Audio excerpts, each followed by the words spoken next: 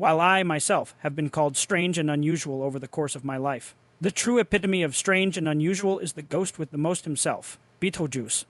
Finally, NECA has brought their ultimate treatment to Tim Burton's cult classic icon portrayed by Michael Keaton. The question is, does this figure truly bring the character to life, or should it be sent back to the underworld? Stick around to find out while I go over all of the details, accessories, articulation, and more. I do want to go back and show the unopened package for the Mint in Box collectors. This is a pretty cool and unique package overall, with lots of references to the movie itself. I like that it's based on the newspaper, and adds that Beetlejuice is reading before he is, unleashed by Adam and Barbara. The backside has some pretty nice images of the figure that you can replicate with the various accessories in the package.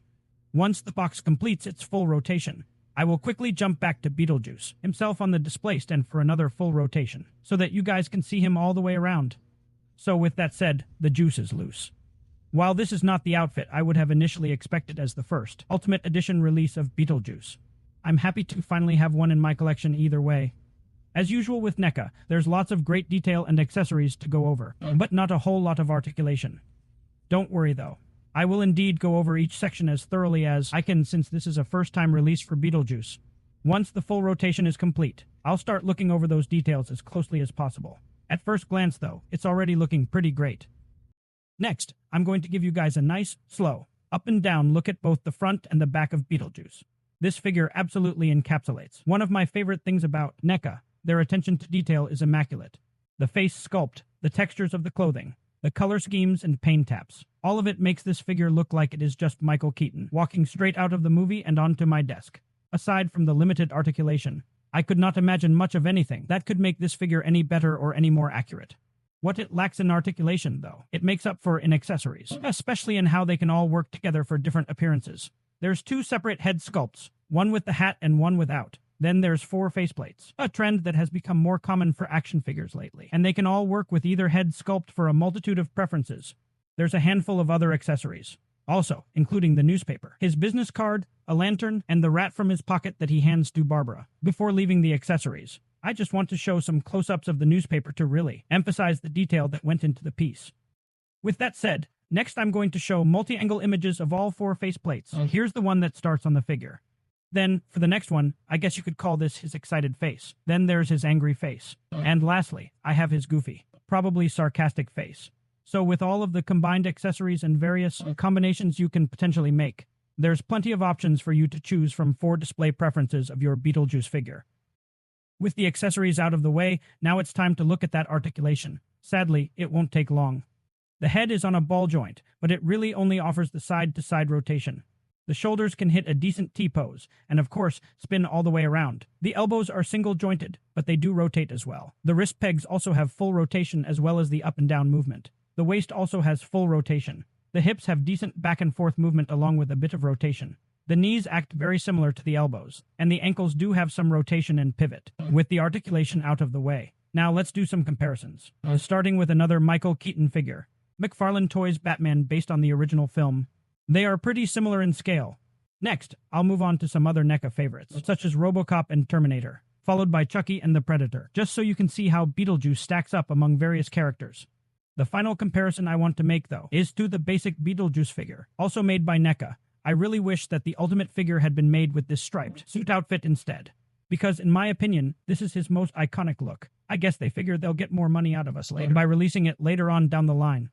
It did include a couple of accessories, the worm and the handbook for the recently deceased, which I really thought should have come with the ultimate figure. Even though the original retail value of the basic figure was still $25, you can definitely see a huge quality difference when you compare the primary details such as sculpt, paint, and texture details. Not to mention the articulation. The basic figure barely has any moving parts at all. Do you guys remember the cartoon? You know, the animated series that came out after the original film that featured him and Lydia? Yeah, that's what this figure reminds me of. It's more like it was based on that cartoon instead of the movie. As I mentioned earlier, the only moving parts are the neck, the shoulders, wrists, waist, and the top of the boots. Funnily enough, it's easier for me to balance this figure upside down like this handstand, position that it is for him to stand on his feet. With all of that said though, it is now time to get back to the Ultimate Beetlejuice figure and run him through my guidelines for a complete and fair review. If this is your first time visiting my channel, welcome to Civilian Collectibles. Hi, my name is Seville, and here I like to discuss my passion for action figures, as well as other collectibles, mostly inspired by my favorite movies, TV shows, video games, and wrestling. My ever-expanding collection features superheroes, sci-fi icons, and more, spanning a wide range of IPs, while most of my collection is based on live-action performers. I do occasionally sprinkle in characters from my favorite DC comic stories. If you're enjoying what you see so far, be sure to do all the things and come back for more. Back to my guidelines, this is a brand new sculpt that is highly detailed and incredibly accurate to the character. The proportions look good, but NECA's biggest weakness is always their articulation, and this does also lead to a lot of balancing issues. However, there is plenty of accessories. I did not experience any quality control issues with mine. The price was fair, and I was able to find it in my local Walmart, thus leading my final score to be an 8 out of 10 rating, meaning it is excellent and a must-own for all fans of the character. So if you're lucky enough to find this sitting on your local shelves, I do highly recommend adding the NECA Ultimate Beetlejuice to your collection. Thanks for all your support so far. It's really what keeps this channel going. Now, for a quick note before we finish up, I utilize an AI voice clone to help me deliver a clear and consistent experience, because of the speaking challenges that I face in my day-to-day life. Don't worry though, this really is my voice that you're hearing. While I absolutely do enjoy sharing my collection and enthusiasm with you all, it became clear to me that recording the speech needed to continue producing videos required more energy and focus than I was able to maintain, especially after an exhausting day as a sales professional. Due to speech impediments such as stuttering and dyslexia, the final product of my earlier videos only came after dozens and dozens of retakes, along with hours and hours of editing.